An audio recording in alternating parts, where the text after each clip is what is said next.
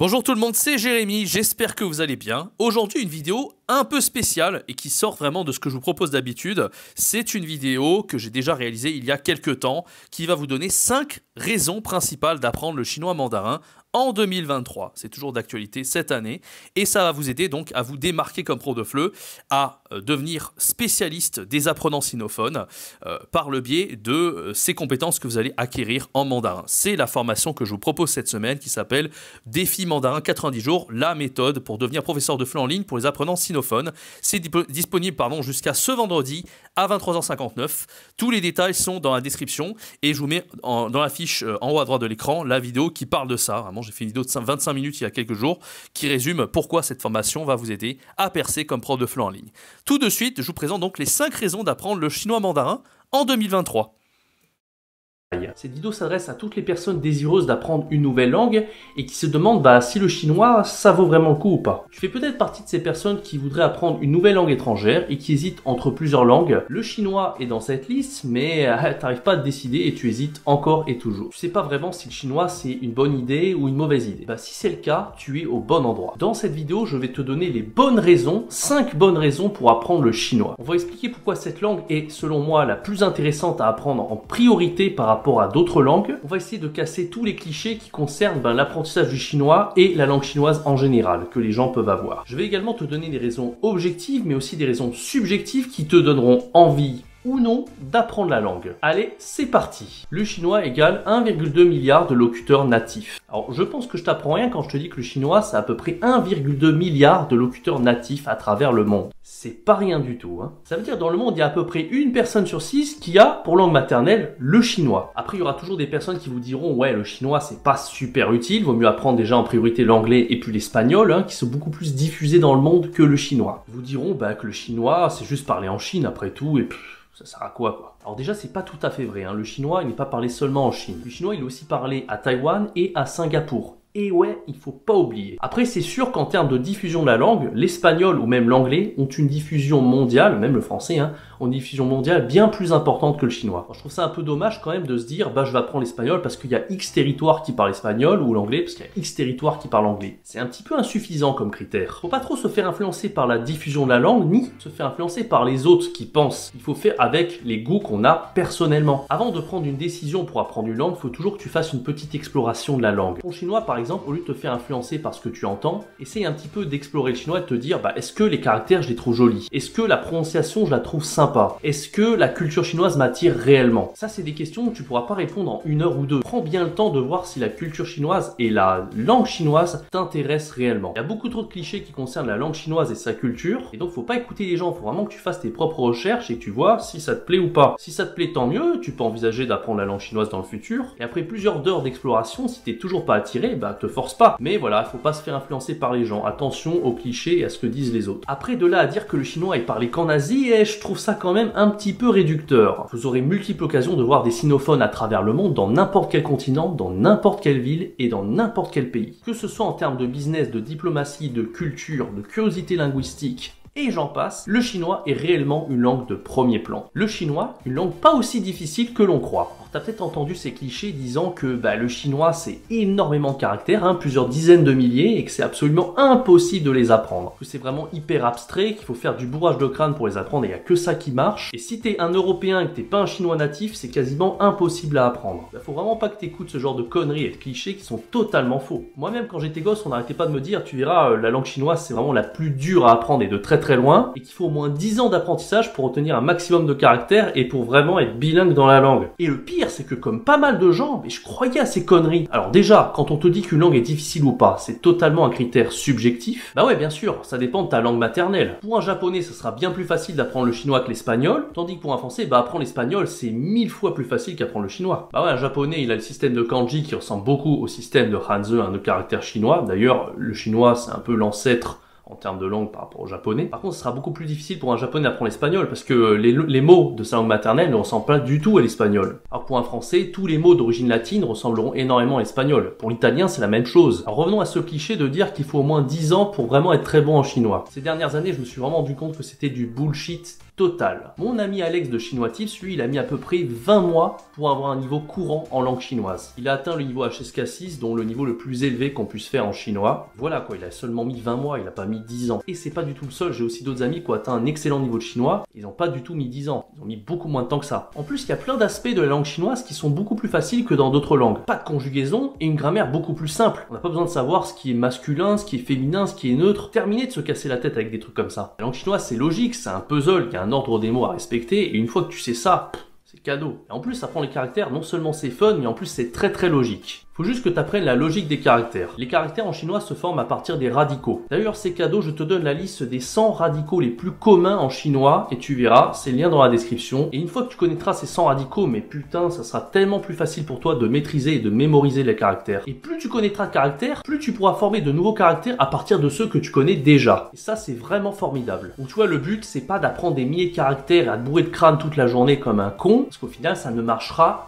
jamais. Et en plus, ça va te décourager, ça va te démotiver dans ton apprentissage et ça va te faire tirer un trait sur tout apprentissage des langues. Ça marche pas du tout comme ça. Encore une fois, quand tu apprends une langue, il faut te faire plaisir. Si tu utilises des applications comme Anki, tu pourras faciliter ton apprentissage de par la mémoire visuelle et ça te demandera vraiment un minimum d'efforts par jour pour obtenir beaucoup de caractères. Avec 10 minutes de révision d'Anki par jour, tu pourras réviser des dizaines de caractères par jour. Faut un petit peu de quantité et un petit peu de régularité. Ça sert à rien de réviser des centaines de caractères tous les jours parce que même si tu arrives à les apprendre un jour J, après dans ta mémoire à long terme, ça sera super difficile de retenir des centaines de caractères. Même si le jour J, tu les as retenus. Voilà, je te conseille vraiment entre 5 et 10 caractères au début, pas plus. Et au fil des mois, tu verras si tu peux augmenter un petit peu la cadence. En parlant des caractères, il y a un autre cliché qui dit que pour devenir bilingue en chinois, faut maîtriser à peu près 60 000 caractères. Ouais, parce qu'en chinois, il y a pas mal de caractères. On dit, les rumeurs disent qu'il y en a à peu près plus de 60 000. Alors que nenni, pour apprendre le chinois, tu n'auras pas besoin de maîtriser 60 000 caractères, c'est beaucoup trop. Et à mon avis, à l'heure actuelle, il n'y a vraiment aucun chinois qui maîtrise autant de caractères. Avec seulement 2000 caractères, tu seras capable déjà de lire un journal en chinois, de vraiment très bien comprendre ce que tu lis. Si tu utilises la méthode des 100 radicaux les plus communs que je viens de te donner, plus Anki, plus les formations d'Alex dont je te parlerai après, et ben tes 2000 caractères, si tu es très assidu, en je sais pas combien de mois, tu arriveras facilement à le faire. Pas besoin de plusieurs années pour maîtriser 2000 caractères, jamais de la vie. Après vraiment, si tu veux un niveau très avancé en chinois, il te faudra à peu près 5000 caractères pour atteindre le niveau HSK6. Mais encore une fois, le niveau HSK6, c'est pas un niveau,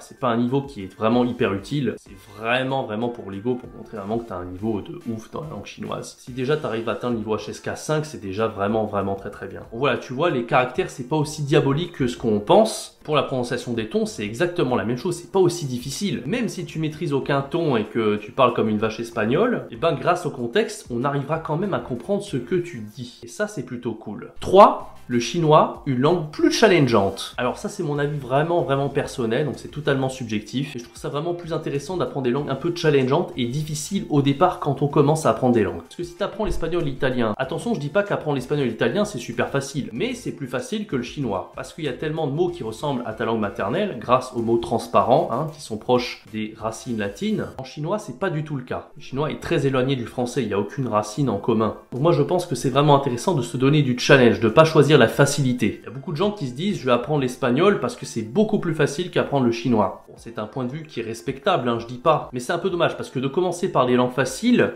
si tu passes un jour à une langue difficile, tu vas abandonner. Mais réfléchis un peu 2 secondes. Si tu commences par une langue difficile comme le chinois, rien ne t'empêche un jour d'apprendre l'espagnol ou l'italien. Et si tu as réussi à apprendre le chinois, ça va tellement te paraître facile d'apprendre l'espagnol ou l'italien, je te le garantis. Moi, j'ai décidé d'apprendre l'allemand plutôt que l'espagnol au début, et c'était un peu pour ça, je voulais vraiment me donner un challenge. Aussi, j'avais confiance en moi dans l'apprentissage des langues. Et l'allemand, j'en ai un peu bavé pendant plusieurs années. Et maintenant, je vais aller encore plus loin en apprenant le chinois. Mais si j'avais commencé par l'espagnol, étant donné que les mots sont très proches de ma langue maternelle, je pense que j'aurais vraiment galéré à trouver des méthodes vraiment efficaces pour obtenir du vocabulaire. Que ce soit les moyens mémotechniques, mais aussi le système de répétition espacée. Quand j'apprenais Mosalingua allemand il y a des années, j'avais découvert le système SRS en 2013. Et maintenant, je l'utilise dans mon apprentissage du chinois et dans d'autres langues. Voilà, tout ça pour dire que j'aurais peut-être pas fait ces efforts si j'avais appris l'espagnol. Parce que le vocabulaire est tellement proche de ma langue maternelle que je l'aurais retenu beaucoup plus facilement. Tu vois, des fois, c'est dans l'effort que tu découvres des trucs incroyables. incroyable. Donc le chinois, ça va être le cas. Non seulement tu vas découvrir des méthodes incroyables, tu vas peut-être prendre goût à l'apprentissage des langues, et je te garantis que cette langue est vraiment passionnante. En plus, il y a déjà tellement de francophones qui parlent des langues latines, que ce soit l'espagnol, l'italien, l'anglais, etc.,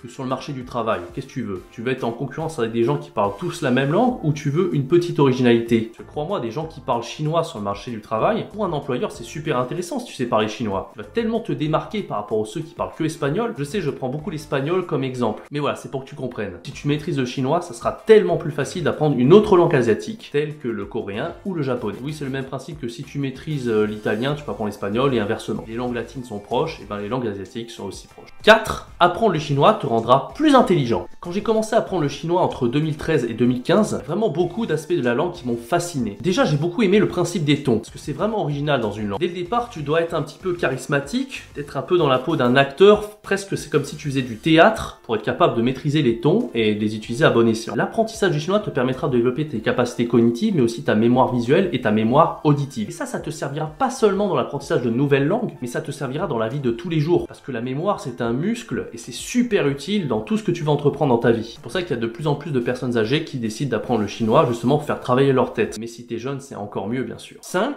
Le chinois, c'est l'avenir. Le chinois, c'est vraiment l'avenir. D'après les pronostics, on dit que la Chine sera la première puissance mondiale, toutes catégories confondues, devant les États-Unis d'ici 2050. À l'heure actuelle, la Chine est la seconde puissance économique mondiale derrière les États-Unis. Mais ça risque de ne pas durer longtemps. Il y a d'ailleurs une vidéo de Poisson Fécond qui traite du sujet que j'ai trouvé super intéressante. Elle s'intitule « Pourquoi la Chine deviendra maître du monde en 360 secondes ». Si tu veux plus d'infos là-dessus, le lien est dans la description. Moi, ce qui m'a réellement bluffé quand j'étais en Chine, c'était l'avancée technologique du pays. Il nous explose en technologie, mais à un point que vous pouvez vraiment pas imaginer. Je pense qu'on a grand minimum au moins une dizaine d'années de retard au niveau de la technologie et des avancées technologiques. Je trouve ça énorme et l'écart va continuer de se creuser de plus en plus, malheureusement. En plus, ces entreprises chinoises s'implantent de plus en plus à travers le monde. Les entreprises chinoises vont devenir très importantes en Afrique, par exemple, là où il y a beaucoup de francophones, vous le savez. Et donc pour un francophone, c'est super intéressant de parler chinois pour négocier avec ses entreprises et ses employés. Carrément postuler auprès d'un entrepreneur. C'est un avantage qui est non négligeable. Donc si vous habitez en Afrique et que vous êtes francophone, apprendre le chinois, c'est vraiment quelque chose de super